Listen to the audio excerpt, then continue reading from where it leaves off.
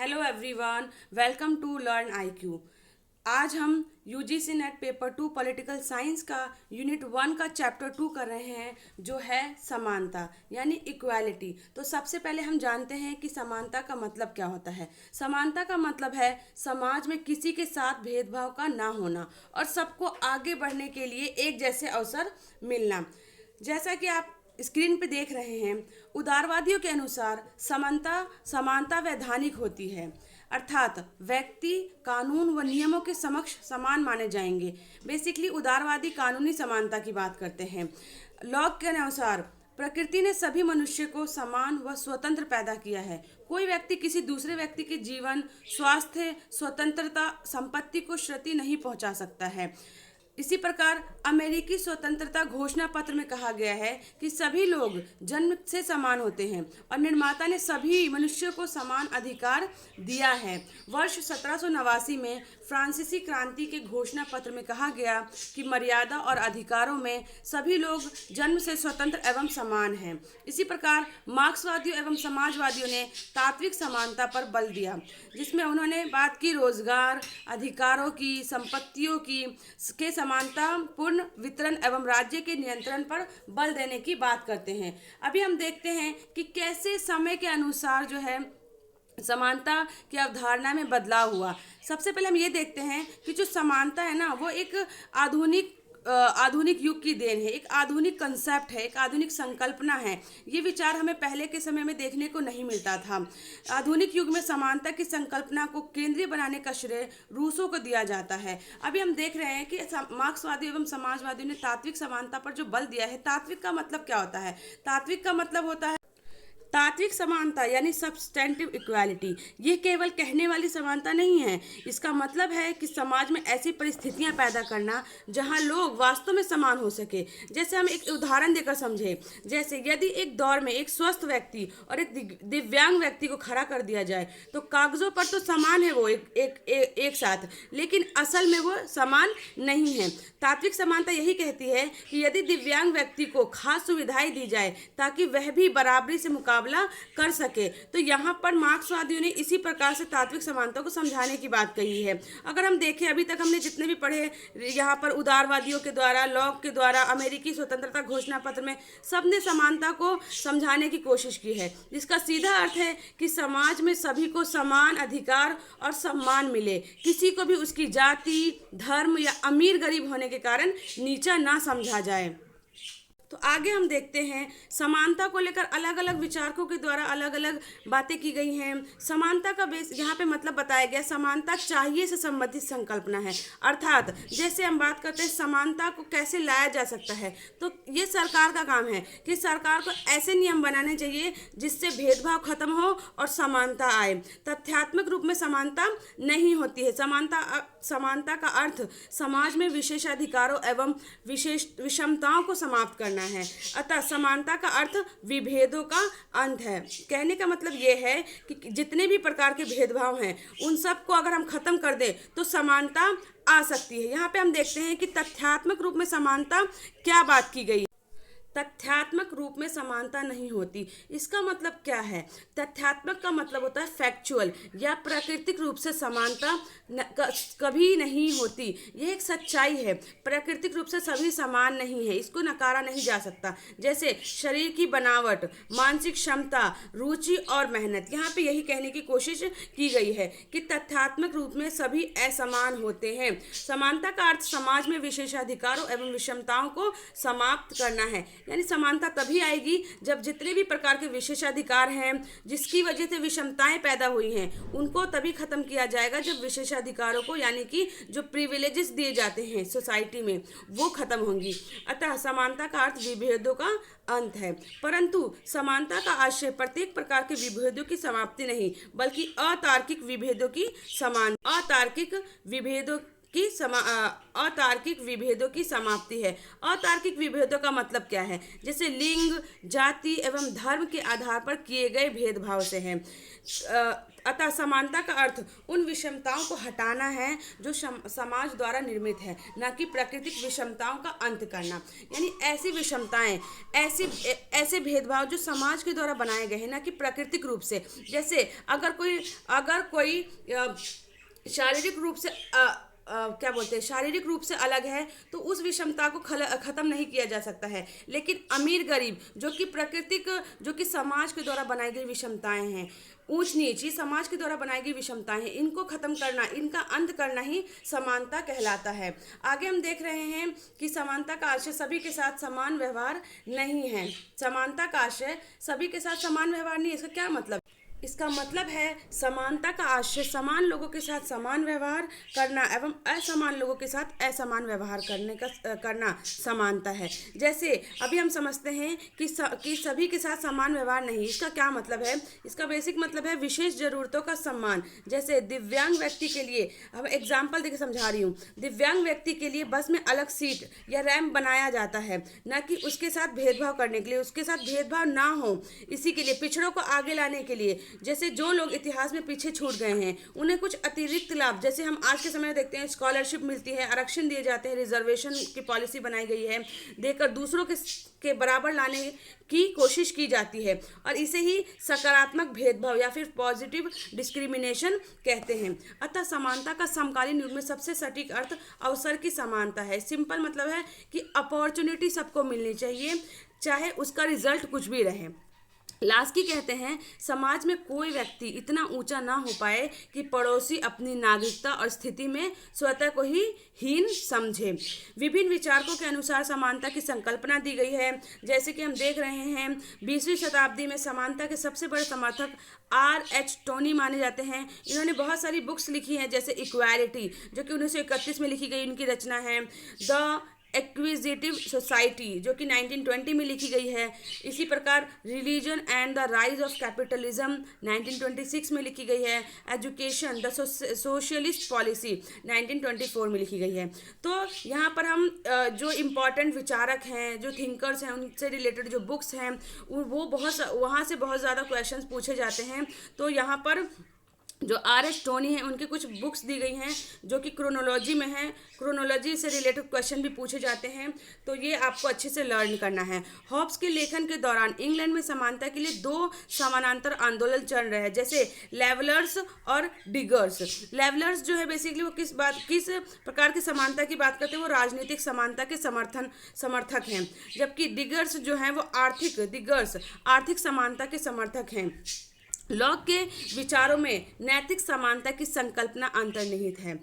Lock ने नैतिक समानता की बात की है। लॉक कहते हैं कि प्राकृतिक अवस्था में सभी मनुष्य समान थे तथा सभी व्यक्तियों को ईश्वर ने समान अधिकार दिया है, और क्योंकि ईश्वर ने जब सबको समान अधिकार दिया है तो समाज में किसी भी व्यक्ति के पास ये अधिकार नहीं है कि वो किसी के साथ भी भेदभाव करे। बस यहाँ पे ये समझाने की कोशिश की गई। बेंथम ने पहली बार राजनीतिक समानता का सूत्र प्रस्तुत किया, एक व्यक्ति एक मत, यानी वन पर्सन वन वोट। ये बहुत इंपॉर्टेंट है। यहाँ पे ये पिछले लास्ट ईयर आपसे ये क्वेश्चन पूछा गया था कि 1 वोट 1 पर्सन किसके द्वारा दिया गया है, तो ये बेंथम ने दिया, ये आइडियोलॉजी समानता के कॉन्टेक्स्ट में। समानता के अगर हम डायमेंशंस की बात करते हैं, समानता के आयाम की बात करते हैं, तो सबसे पहला हमारा औपचारिक समानता या निरपेक्ष समानता। शास्त्रीय उदारवादी तथा न उदारवादी विचारक इस प्रकार के समानता का समर्थन करते हैं। आगे हम देखते हैं कि औपचारिक समानता के समर्थक हॉब्स, लॉक, बेंथम, मिल इत्यादि जैसे विचारक हैं। औपचारिक समानता में निम्नलिखित प्रकार की समानताएं शामिल हैं। ये सारी की सारी जो हम अभी देखेंगे, नैतिक समानता, वैधानिक समानता, सामाजिक समानता, राजनीतिक समानता, आर्थिक समानता या फिर लैंगिक समानता, जितनी भी प्रकार की इक्वालिटीज़ हैं, ये सारी की सारी हमारी औपचारिक समानता का हिस्सा हैं। सबसे पहले हम देखते हैं नैतिक समानता क्या होती है। समानता का आरंभिक विचार नैतिक समानता के रूप में हमें देखने को मिलता है। नैतिक समानता एक आदर्शवादी संकल्पना है। नैतिक समानता का आशय सभी व्यक्तियों के साथ समानता का व्यवहार होना चाहिए, क्योंकि सभी व्यक्ति ईश्वर की समान संतान हैं। बार बार एक बात बताई जा रही है कि सभी व्यक्तियों सभी व्यक्ति समान हैं। तो जब सब व्यक्ति समान है, ईश्वर ने सबको समान बनाया है, तो हम कौन होते हैं किसी के साथ भेदभाव करने वाले। तो ये एक नैतिक कॉन्सेप्ट है, एक मॉरल कॉन्सेप्ट है जो बताया गया है, जिसका समर्थन किया है हॉब्स, लॉक जैसे विचारकों ने। वैधानिक समानता की हम बात करते हैं तो वैधानिक का मतलब है लीगल इक्वालिटी, यानी कि कानूनी समानता। कानून के नज़र में सब समान हैं। यहाँ पे हम दो कॉन्सेप्ट को क्लियर कर लेते हैं। सबसे पहला है विधि के समक्ष समानता और विधि के समान संरक्षण की बात की गई है। विधि के समक्ष समानता बेसिकली ये कहती है कि कानून के नज़र में सब बराबर है, चाहे वो कोई भी हो, अमीर गरीब कैसा भी पर्सन हो, हर किसी के साथ कानून समान व्यवहार करेगा। जबकि विधि के समक्ष विधि के समान संरक्षण की बात करते हैं तो यहाँ पर यह बोला जाता है कि जो राज्य है, जो सरकार है, वो कुछ ऐसे नियम कानून बनाएगी, ऐसे अवसर लोगों को प्रदान करेगी जो पिछड़े हैं समाज में, जो जिनके साथ इतिहास से ही भेदभाव हुआ है, ठीक है। तो वो कुछ ऐसे नियम बनाती है जिससे कि उनके साथ भी समानता का व्यवहार किया जाए। इसके समर्थक जो हैं लॉक, बेंथम, ऑस्टिन और मिल इत्यादि जैसे विचारक है। आगे हम देखते हैं सामाजिक समानता। समाज में धर्म, जाति एवं लिंग के आधार पर किसी भी प्रकार का भेदभाव न होना, समाज में विशेषाधिकारों एवं विषमताओं का अंत करना तथा अल्पसंख्यकों के अधिकारों की रक्षा करना सामाजिक समानता का हिस्सा है। राजनीतिक समानता की अगर हम बात करते हैं तो राजनीतिक समानता कहती है कि प्रत्येक व्यक्ति को राजनीतिक जीवन में सहभागिता का समान अधिकार प्रदान करना, अर्थात प्रत्येक व्यक्ति को समान मत देने का अधिकार प्रदान करना। इसका क्या मतलब है कि राजनीति में हर एक व्यक्ति खड़ा हो सकता है एज अ कैंडिडेट, वो इलेक्शन लड़ सकता है, हर किसी के पास वोट देने का अधिकार होना चाहिए। जैसा कि आज हम देखते हैं कि हर एक व्यक्ति को, चाहे वो कोई भी हो, समाज का कोई भी व्यक्ति हो, चाहे अमीर हो, गरीब हो, बूढ़ा हो, अगर एक क्राइटेरिया है कि 18 साल आपकी उम्र होनी चाहिए, अगर आपने वो क्राइटेरिया पूरा कर लिया तो आपको बिना किसी भेदभाव के वोट डालने का अधिकार है। तो इसी प्रकार की समानता की बात राजनीतिक समानता कहलाती है। आर्थिक समानता की अगर हम बात करते हैं तो आर्थिक समानता, और आगे हमने अभी देखा था कि बेंथम ने सर्वप्रथम एक व्यक्ति एक मत का विचार दिया था, और कहीं ना कहीं ये आज भी हमें देखने को मिलता है। आर्थिक समानता की अगर हम बात करते हैं यानी इकोनॉमिक इक्वालिटी की बात करते हैं तो इसका समर्थन कल्याणकारी राज्य के समर्थक एवं समाजवादी विचारक करते हैं। समाजवादी सबसे आसान तरीका ये है कि जितने भी मार्क्सवादी हैं, समाजवादी हैं, वो सब समाज को लेकर चलने की बात करते हैं। वो कहते हैं कि समाज में वो सब, उन सब का जो बेसिक कॉन्सेप्ट है या जो फोकस करते हैं लोग, सिर्फ और सिर्फ आर्थिक इक्वालिटी की बात करते हैं। वो कहते हैं कि आर्थिक सिर्फ कानूनी समानता दे देना ही, यानी कि कानूनी समानता का मतलब है कि सिर्फ कागज पे कह देने से कि समानता मिल गई है, ये सही नहीं है, बल्कि लोगों को एक्चुअल लाइफ में आर्थिक समानता मिलनी चाहिए। हर किसी के पास उनकी बेसिक नीड्स की जो ज़रूरतें हैं, जो चीज़ें हैं, जैसे रोटी, कपड़ा, मकान, जो बेसिक चीज़ है वो अगर लोगों के पास है तो समानता है। न्यूनतम आर्थिक आवश्यकताओं की पूर्ति करने की बात करते हैं। व्यक्तियों को काम का अधिकार मिलना चाहिए, ये समानता की बात करते हैं मार्क्सवादी और समाजवादी। आगे हम देखते हैं लैंगिक समानता। लैंगिक समानता का क्या मतलब है?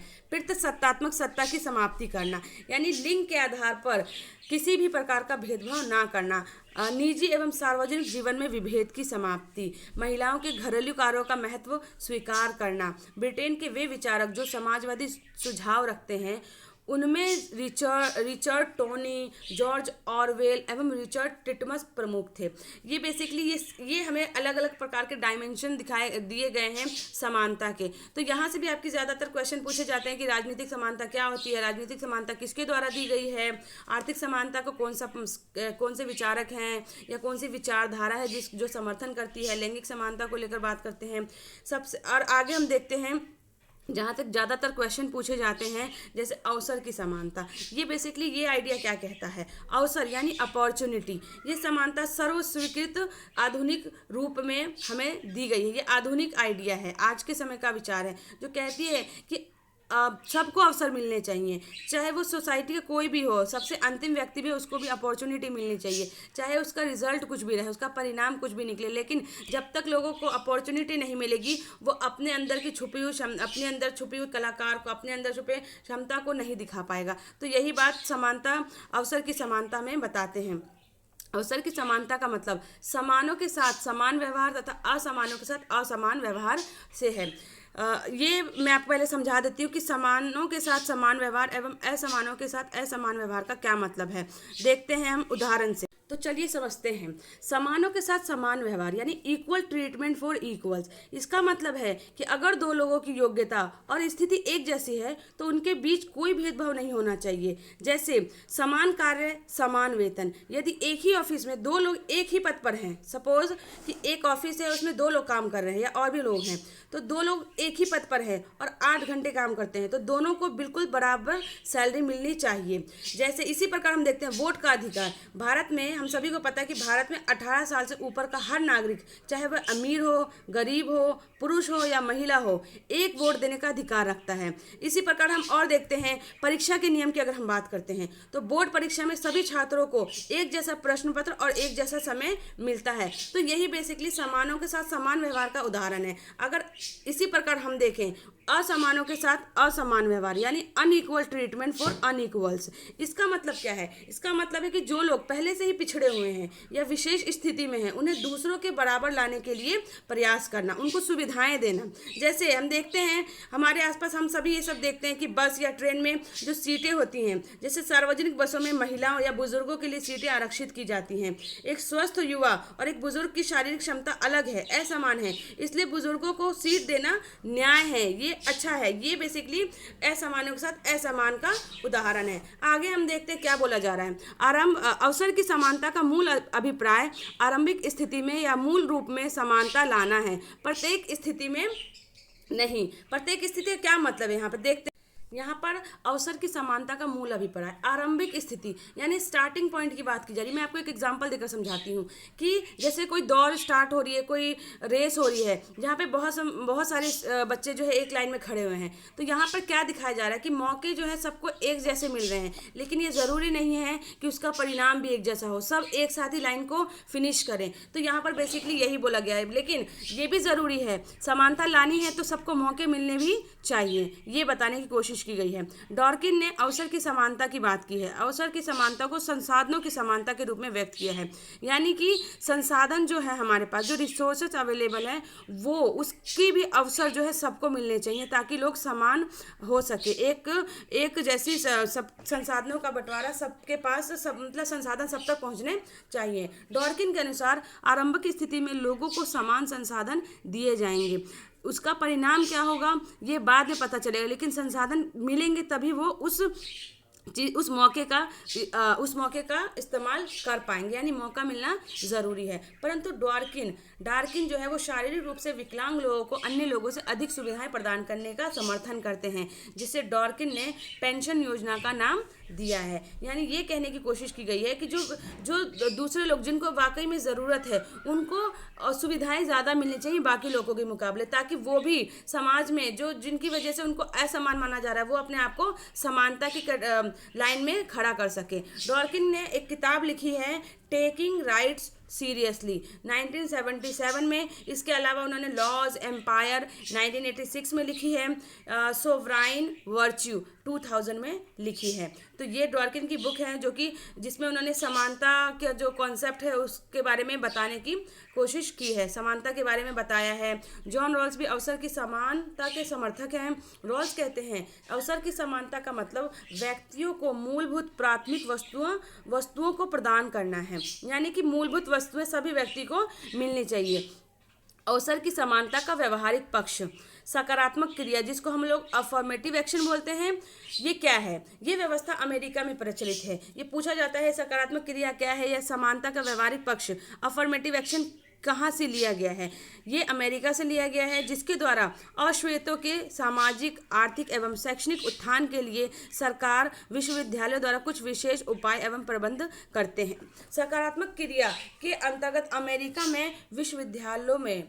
के विश्वविद्यालयों में अश्वेतों के लिए कम अंकों पर प्रवेश दिया जाता है, यानी रिजर्व कर दिए गए हैं कि ये सिर्फ जैसे एग्जाम्पल देकर समझाया गया आपको। भारत में भी अवसर की समानता की अगर हम बात करते हैं तो भारतीय संविधान में अवसर की समानता को संरक्षात्मक विभेद या फिर रिवर्स डिस्क्रिमिनेशन या विधि के समक्ष समान संरक्षण की संज्ञा दी जाती है। इसके अंतर्गत पिछड़े वर्ग के लोगों को सेवाओं में आरक्षण प्रदान किया जाता है। ये विभेद संरक्षणात्मक है क्योंकि समाज के वंचित वर्गों के संरक्षण एवं उत्थान के लिए विभेद आवश्यक है।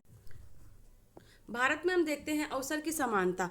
भारत के संविधान के अनुच्छेद 16 में जो है अवसर की समानता के बारे में बताया गया। इसका मतलब क्या है? इसका मतलब है सरकारी नौकरी या पदों पर नियुक्ति के मामले में देश के सभी नागरिकों को बिना किसी भेदभाव के समान अवसर मिलेंगे। भेदभाव नहीं होना चाहिए किसी के साथ। सरकार किसी भी नागरिक के साथ उसके धर्म, मूल वंश, जाति या लिंग या जन्म स्थान के आधार पर भेदभाव नहीं करेगी। नौकरी में सभी को समान अवसर मिलने चाहिए।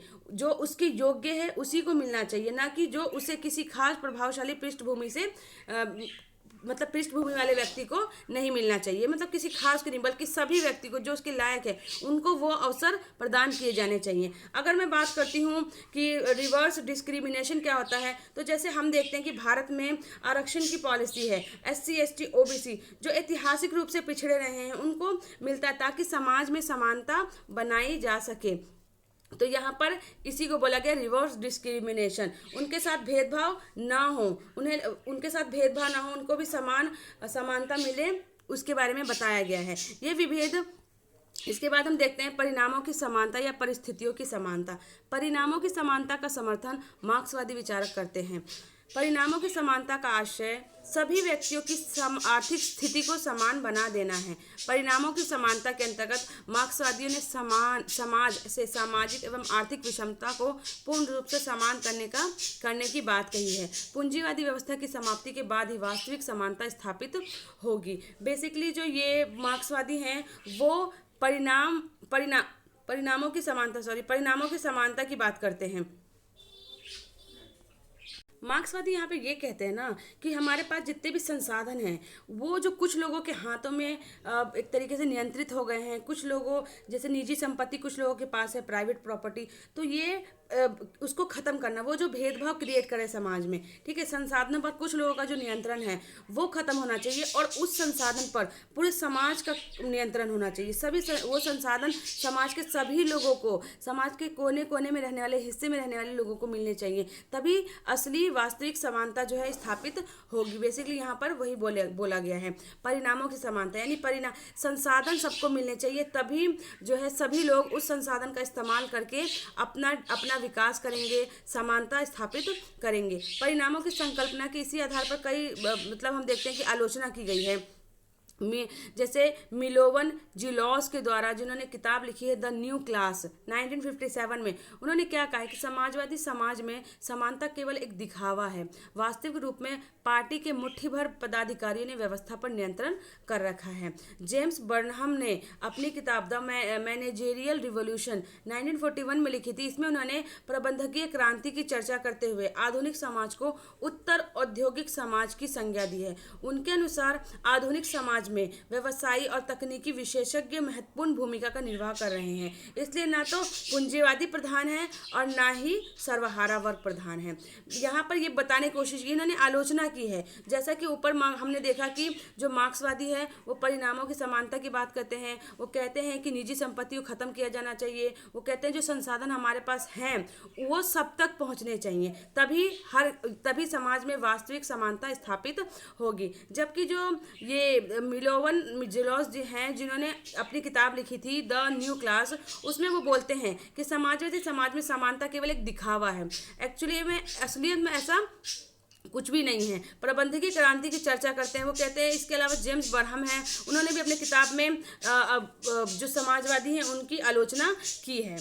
विभिन्न विचारकों के अनुसार समानता का क्या अर्थ है। अब हम देखते हैं कि अलग अलग विचारकों के द्वारा, विचारधाराओं के द्वारा समानता का अलग अलग अर्थ दिया गया है। इससे हमें क्या पता चल रहा है कि समानता का कोई एक क्राइटेरिया नहीं है, समानता का कोई एक डेफिनेशन नहीं दिया गया है। समानता को हर किसी ने हर विचारक ने, हर विचारधारा ने अपने अपने अनुसार समानता के बारे में बताया है, एक्सप्लेन किया। जैसे अगर हम देखें शास्त्रीय उदारवादी, जिसको हम लोग क्लासिकल लिबरलिज्म या फिर ट्रेडिशनल लिबरलिज्म कहते हैं, उन्होंने क्या कहा, उनके इस विचारधारा के हिसाब से समानता क्या है। ये समानता को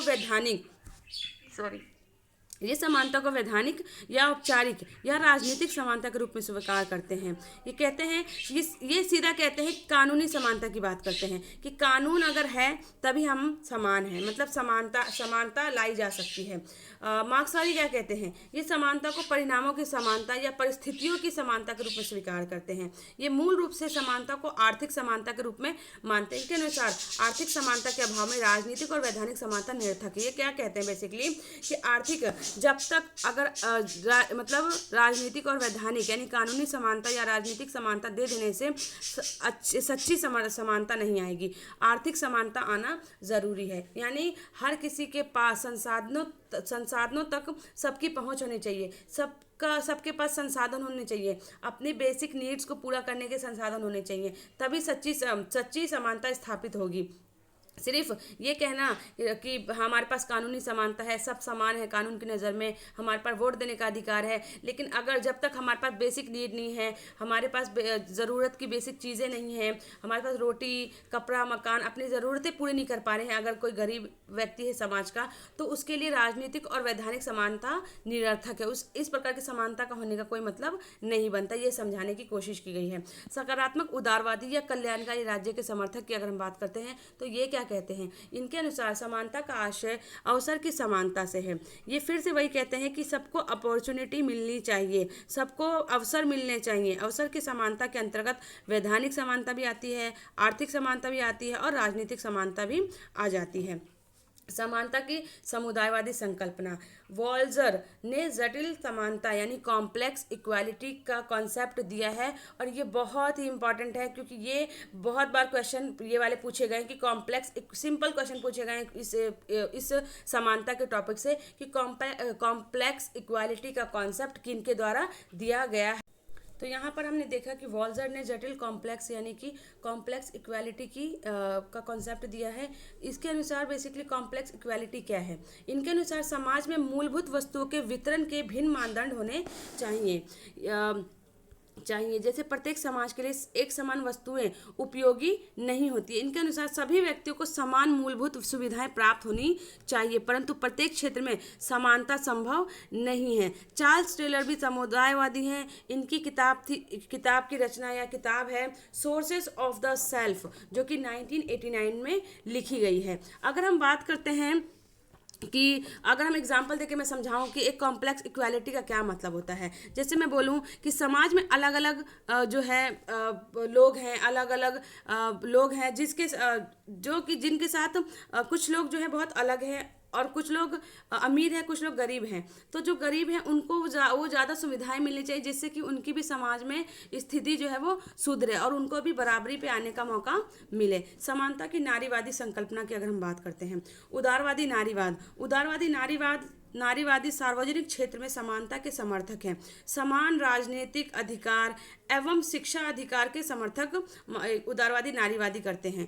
उग्र नारीवादी की अगर हम बात करते हैं, उग्र नारीवादी निजी जीवन में समानता के समर्थक हैं। वो बात करते हैं नैतिक, वैधानिक, राजनीतिक व आर्थिक समानता के लिए आवश्यक है लेकिन पर्याप्त नहीं है। नारीवादी ने प्रतिसत्तात्मक सत्ता का विरोध किया है। उग्र नारीवादी बेसिकली क्या कहते हैं कि समाज में लिंग के आधार पर किसी भी तरीके का भेदभाव नहीं होना चाहिए, सभी को समान अवसर और समानता मिलनी चाहिए। आज प्रतिसत्तात्मक सत्ता का अभिप्राय सार्वजनिक क्षेत्र पुरुषों का होता है जबकि निजी क्षेत्र और घरेलू क्षेत्र महिलाओं को दे दिया गया है। महिलाएं इस निजी एवं घरेलू क्षेत्र में भी पुरुषों के अधीन होती हैं। तो इस प्रकार ये जो एक तरीके से हमें भेदभाव दिखाया जा रहा है और कहा जा रहा है, ये बेसिकली मांग करते हैं कि ये जो भेदभाव हो रहा है कि एक क्षेत्र बना दिया गया है सार्वजनिक क्षेत्र जो पुरुषों का होता है और एक निजी क्षेत्र या घरेलू क्षेत्र जो महिलाओं के हिस्से में आया है। तो ये जो भेदभाव का क्राइटेरिया बनाया गया ये खत्म किए जाने चाहिए और दोनों ही चाहे लिंग के आधार पर किसी भी तरीके का भेदभाव नहीं होना चाहिए। महिलाओं के सामने नाम ना होने की समस्या या पहचान का संकट होता है। इसको भी खत्म करना। घरेलू श्रम का कोई मूल्य नहीं होता है। ठीक है। इसके अलावा जैविक संकल्पना, जेंडर, सांस्कृतिक संकल्पना है। यहाँ पे हम देखते हैं पूछा भी, ये क्वेश्चन में पूछा गया था कि जो जैविक संकल्पना है कि जैसे लिंग के आधार पर जो भेदभाव किया गया है, जैविक संकल्पना। और जेंडर का एक कल्चरल कॉन्सेप्ट है, यानी परिधान, बड़े बाल का निर्धारण समाज द्वारा, पितृसत्तात्मक समाज द्वारा होता है। तो ये बंटवारा किया गया दो आधार पर। समानता का आशय यह नहीं है कि नारी को पुरुषों के समान बना दिया जाए, बल्कि नारीवादी मूल्यों को समाज में उचित स्थान दिया जाए। पुरुषों की बहादुरी और साहस को प्रभावी बनाकर प्रस्तुत किया गया है। इसी प्रकार हम देखते हैं कैरोल पैटमैन है, जिन्होंने महिलाओं को पितृसत्तात्मक सत्ता द्वारा निजी क्षेत्र के तहत रखा गया है। कल्याणकारी राज्य को पितृसत्तात्मक राज्य की संज्ञा दी गई है। महिलाएं अभी भी प्राकृतिक अवस्था में हैं, सामाजिक समझौते में शामिल नहीं हैं। इनकी रचना feminist critique of the public private dichotomy 1983 में लिखी गई है। और इसके अलावा अगर हम देखते हैं बेट्टी फ्रीडमैन, जिन्होंने महिला मुक्ति की, जिनको महिला मुक्ति की जन्मदाता कहा जाता है, इन्होंने द्वितीय चरण यानी सेकेंड फेज जो ऑफ फेमिनिज्म है, रेडिकल फेमिनिज्म जिनको कहा गया है, इनकी रचनाओं, इन्होंने कुछ बुक्स लिखी हैं जो बहुत इंपॉर्टेंट है। फर्स्ट है फेमिनाइन माइस्टिक 1963 में लिखी गई है। द फेमिनाइन मिस्टेक 1963 में लिखी गई है, बहुत इंपॉर्टेंट है। बेट्टी फ्रीडमैन, यहाँ से क्वेश्चन आ चुके हैं, PYQ पूछा गया है। द सेकेंड स्टेज 1981, ये दोनों बुक्स बहुत ही इंपॉर्टेंट है। बेट्टी फ्रीडमैन की है। द सेकेंड स्टेज 1981 में लिखी गई है। मुख्य समस्या, नाम ना होने की समस्या महिलाओं के समक्ष विद्यमान है। इसी प्रकार कैट मिलेट भी एक फेमिनिस्ट थिंकर हैं, बेट्टी फ्रीडमैन भी एक फेमिनिस्ट थिंकर हैं। और इससे ऊपर हमने देखा कैरोल पैटमैन, ये सारी की सारी नारीवादी विचारक हैं जिन्होंने अपने अपने आइडियाज़ दिए हैं। कैट मिलेट क्या कहती हैं? नारीवादी राजनीति दिन प्रतिदिन की राजनीति है। द सेक्सुअल पॉलिटिक्स, ये बहुत ही इंपॉर्टेंट इनकी किताब है जो 1969 में लिखी गई थी। जर्मीन ग्रीड की प्रसिद्ध रचनाएं जैसे सेक्स एंड डेस्टिनी 1984 में लिखी गई है। द फीमेल यूनुच 1970 में लिखी गई है। साइमन द बुआ का प्रसिद्ध कहना है कि महिलाएं पैदा नहीं होती बल्कि बनाई जाती हैं। बेसिकली बहुत ही इंपॉर्टेंट है और इसका प्रसिद्ध कहना है कि व्यक्तिगत ही राजनीति है, यानी कि personal is politics, personal is political, ये बोला गया है साइमन द बुआ के द्वारा। द सेकेंड सेक्स 1949 में लिखी गई है। द पर्सनल इज पॉलिटिकल 1970 में लिखी गई। कुछ बुक्स हैं जो कि बहुत इंपॉर्टेंट है और यहाँ से क्रोनोलॉजिकल क्वेश्चन पूछे जाते हैं कि कौन सी किताब किसके द्वारा लिखी गई है, कब लिखी गई है, मैच करने के लिए आता है। तो ये आप लोग नोट डाउन कर लीजिएगा अपनी कॉपी में, क्योंकि ये बहुत इंपॉर्टेंट है। आगे हम देखते हैं वर्जीनिया वुल्फ। ये सारी की सारी जो है ये सारी की सारी नारीवादी विचारक हैं और सब ने अपने अपने विचार जो है दिए हैं। सब ने अपने अनुसार समानता को एक्सप्लेन किया है, समानता के बारे में बताया है और सब ने यही बताने की कोशिश की है कि किन किन आधारों पर महिलाओं के साथ जो है भेदभाव होता है। समानता तभी आएगी जब महिलाओं के साथ हो रहे भेदभाव को पूरी तरीके से ख़त्म किया जाएगा। वर्जीनिया वुल्फ, महिला होने के नाते मेरा कोई देश नहीं है, a room of one's own 1929 में लिखी गई एक रचना है। मार्डियोसा डडला कोस्टा, जो कि इटली की रहने वाली है, उन्होंने महिलाओं को उनके घरेलू कार्यों के लिए वेतन प्रदान करना चाहिए, इसके लिए मांग की थी, बात उठाई थी। कैरोल गिलिगन जो है, इनकी रचना है इन अ डिफरेंस वॉइस 1982 में लिखी गई है। मनोवैज्ञानिक दृष्टिकोण से लड़कियों का लगाव माँ से होता है जबकि पुरुष अपनी पहचान स्वतंत्र रूप में बनाना चाहते हैं। इन्होंने देखभाल की नैतिकता यानी एथिक्स ऑफ केयर का विचार प्रस्तुत किया जो रॉल्स की न्याय की नैतिकता से अलग है। एलस्टीन, इनकी भी रचना है पब्लिक मैन प्राइवेट वुमेन, ये भी इंपॉर्टेंट बुक है जो कि आपके पूछे गए हैं। इनकी रचना है public man and private women. Iris Marion Young ने justice and the politics of difference जो है 1994 में लिखी है, बहुत ही महत्वपूर्ण रचना है। इसके अलावा उन्होंने इंक्लूजन एंड डेमोक्रेसी 2001 में लिखी। ऑन फीमेल बॉडी एक्सपीरियंस 2005 में लिखी है। कोहेन ने रेस्क्यूइंग जस्टिस एंड इक्वालिटी जो कि 2008 में लिखी है। ये सब बुक्स दी गई, बहुत ही इंपॉर्टेंट बुक्स है बच्चों। आपको ये सब किताबों का नेम पता होना चाहिए, किस किताब को किसने लिखा है, कब लिखा है। यहाँ से ज़्यादातर बेसिकली इसी टाइप के क्वेश्चंस पूछे जाते हैं। आपके यहाँ से थ्योरी बहुत कम आते हैं, लेकिन जो स्टैटिक पोर्शन है बहुत ज़्यादा पूछे जाते हैं कि बुक से रिलेटेड क्वेश्चंस आते हैं, किसने लिखी है, कब लिखी है, इस बुक का थीम क्या है। इस तरीके के क्वेश्चंस जो है यहाँ से फॉर्म होते हैं। जैसे हमने देखा अभी कि कोहेन ने रेस्क्यूइंग जस्टिस एंड इक्वालिटी लिखी है, रॉल्स के न्याय सिद्धांत की आलोचना भी की है, जिसमें उन्होंने रॉल्स के जो न्याय सिद्धांत यानी जस्टिस की थ्योरी जो रॉल्स ने दी है उसकी उनकी क्या की उन्होंने आलोचना की है। ऑकिन के द्वारा लिखी गई किताब है justice, gender and the family, 1991 में लिखी है। इसी प्रकार से हम देखते हैं कि जो नारीवादी जितने भी थिंकर्स थे, सब ने बस एक ही बात कही कि महिलाओं के पक्ष में बात की कि महिलाओं को भी आगे बढ़ने का मौका मिलना चाहिए। महिलाओं के साथ जो अलग अलग हमें प्रकार से भेदभाव देखने को मिलता है, चाहे वो घर की बात करते हैं, चाहे पब्लिक स्फीयर की बात करते हैं, चाहे अलग अलग क्षेत्र की बात करते हैं, ऑफिस में कहीं पर भी जो भेदभाव हो रहा है वो सब खत्म होने चाहिए और सबको इक्वल अपॉर्चुनिटी, इक्वल जो है अपॉर्चुनिटी मिलनी चाहिए, तभी समानता का सच्ची समानता हमें मिलेगी।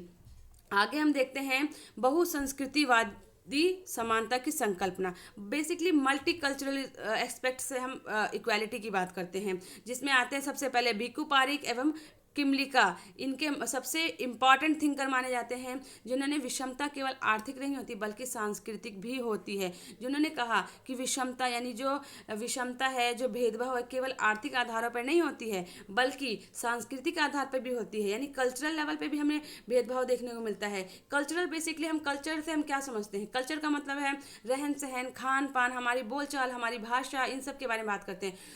जो बहुमत में है यानी जो मेजोरिटी में है उनका तो बोलबाला होता है, लेकिन जो माइनॉरिटी में है, जो अल्पसंख्यक हैं, उनकी कहीं ना कहीं वो लोग दब जाते हैं। इस तरीके के विचार को इन्होंने उठाने की कोशिश की है कि उनको उनके साथ भी जो नस्ल भेदभाव हो रहे हैं, जाति के आधार पर, रंग के आधार पर, भाषा के आधार पर, ये सब भेदभाव जो होते हैं ये नहीं होने चाहिए, क्योंकि समानता का मतलब ही है किसी भी प्रकार के भेदभाव का ना होना। समूह विशेष के अधिकारों की मांग करते हैं, ठीक है।